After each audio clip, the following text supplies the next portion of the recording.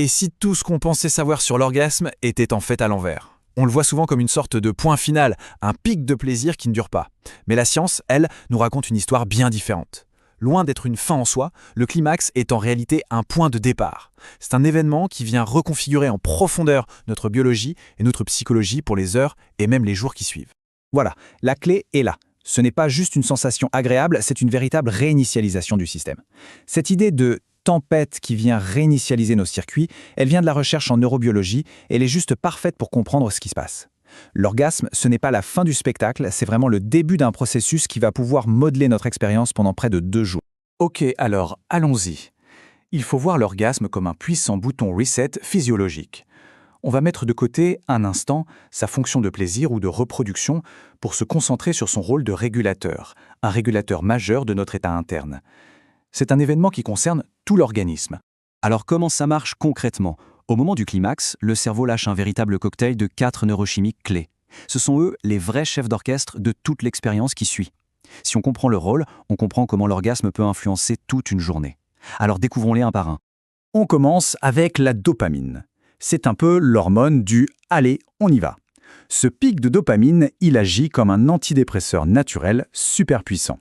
Il peut vraiment transformer une matinée qui s'annonce un peu molle en une période de haute productivité, en boostant à la fois la motivation et nos capacités de concentration.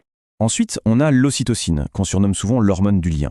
Elle fait baisser le cortisol, l'hormone du stress, et elle vient calmer l'amygdale, notre centre de la peur. En clair, qu'est-ce que ça veut dire? Ça veut dire qu'on se retrouve mieux armé pour gérer des situations sociales un peu tendues, ça favorise la collaboration et ça nous rend moins sur la défensive. Un vrai super pouvoir pour une journée de boulot, par exemple. Puis, il y a la prolactine. C'est elle qui est derrière cette sensation de satisfaction très profonde, cette zénitude. Elle envoie un signal au corps qui dit en gros « mission accomplie, maintenant on se détend ». C'est génial pour le sommeil bien sûr, mais ça peut aussi donner un calme assez philosophique face aux petits tracas de la journée. Et pour finir, les endorphines, nos antidouleurs maison. Et là, l'application pratique est super intéressante. Pour les personnes qui souffrent de douleurs chroniques, de migraines ou même de crampes menstruelles, un orgasme peut offrir une fenêtre de soulagement très concrète et changer radicalement le cours d'une journée difficile. Alors, si on résume, on a cette équipe de choc, la dopamine pour la motivation, l'ocytocine pour la connexion sociale, la prolactine pour le calme et les endorphines pour soulager la douleur. Ce cocktail ne fait pas que nous faire nous sentir bien sur le moment. Il vient modifier profondément notre humeur, notre perception et nos interactions pour les heures qui suivent. Mais attention, l'effet de ce cocktail n'est pas toujours le même. Le moment de la journée change absolument tout. Et c'est là que la chronobiologie entre en jeu. L'impact d'un orgasme à 7 heures du matin n'a rien, mais alors rien à voir avec celui d'un orgasme à 11 heures du soir. On le voit bien ici, le timing est roi. Le matin, l'orgasme travaille main dans la main avec notre pic naturel de testostérone pour devenir un véritable catalyseur de productivité. Il peut même stimuler la production d'anticorps, renforçant nos défenses immunitaires. Et le soir, c'est tout l'inverse. Il devient un architecte du sommeil. La prolactine et l'ocytocine nous aident à nous endormir plus vite et à avoir un sommeil de meilleure qualité. Et cette fameuse clarté post-orgasmique, on en parle? Eh bien non, ce n'est pas un mythe, c'est un vrai reboot neurologique. Le cortex préfrontal, la zone du cerveau qui gère le jugement et la planification, se met temporairement en pause.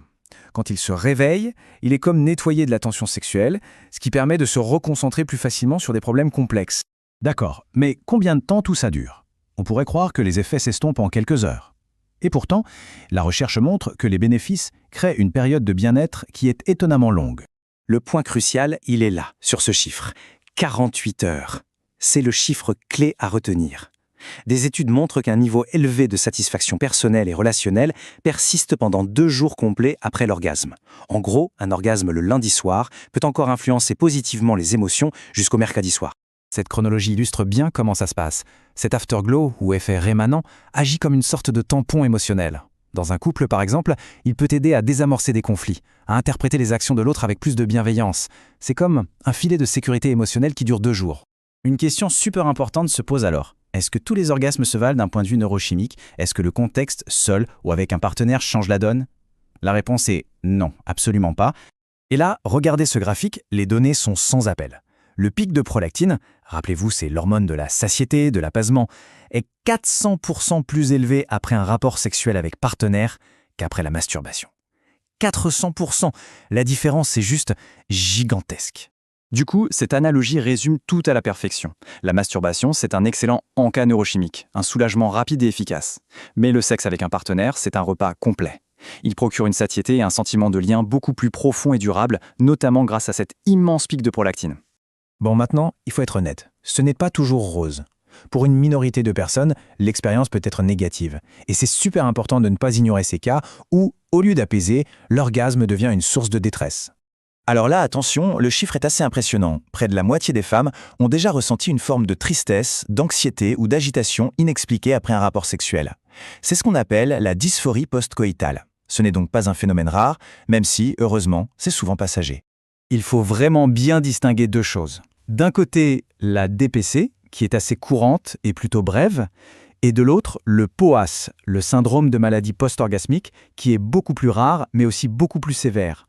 La différence est cruciale. Le POAS, c'est une réaction de tout le corps, avec des symptômes qui ressemblent à ceux de la grippe et qui peuvent durer jusqu'à 7 jours. Ça peut littéralement anéantir la productivité d'une semaine entière. Alors, qu'est-ce qu'on retient de tout ça?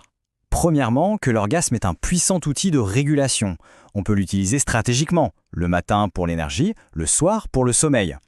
Deuxièmement, que son effet afterglow de 48 heures est un véritable atout, notamment dans les relations. Troisièmement, le sexe partagé amplifie nettement ses bénéfices.